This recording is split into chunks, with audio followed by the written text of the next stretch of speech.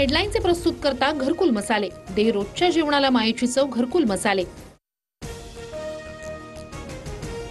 दसरा मेळाव्यात राज उद्धव युतीची घोषणा होण्याची शक्यता. दसऱ्याला वैचारिक सोन्याचं आदान प्रदान होऊ शकतं. राज ठाकरेंना निमंत्रण देण्यासंदर्भातील प्रश्नावर राऊतांचं विधान. राजकीय दृष्ट्या दोन भाऊ एकत्र येऊन काही निर्णय घेत असतील तर चांगली गोष्ट. एकत्र आले तरी महायुतीला फरक पडणार नाही. प्रताप सरनाईक यांची प्रतिक्रिया. मुंबईमध्ये काहीही करा, मुंबईकरांचा विश्वास महायुतीवर. राज उद्धव ठाकरेंच्या युतीच्या चर्चांवर गिरीश महाजनांचं विधान.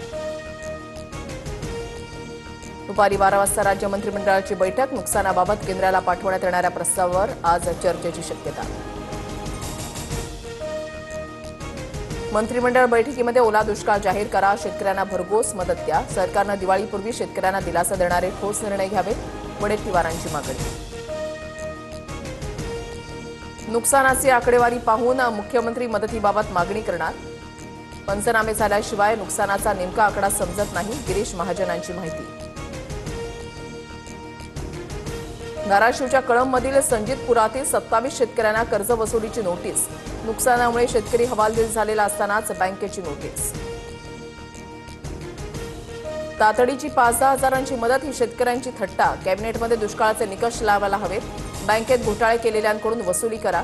संजय राऊतांची टीका. जायकवाडी धरणातून मोठ्या प्रमाणामध्ये पाण्याचा विसर्ग. जालन्यामध्ये गोदावरी नदीकाठच्या गावामध्ये पाणी शिरलं. खबरदारी म्हणून 2 दिवसांपूर्वीच जिल्हा प्रशासनाकडून नागरिकांचं स्थलांतर. वडिलांवर अंत्यसंस्कार करून दुसऱ्या दिवशीच धाराशिवमधील IAS अधिकारी कामावर. अधिकाऱ्याकडून अतिवृष्टीग्रस्त भागामध्ये आढावा. जळगावमधील गिरणा नदीला मोठा पूर. धरणगाव तालुक्यामधल्या चांसरमधील हजारो हेक्टर शेती पाण्याखाली.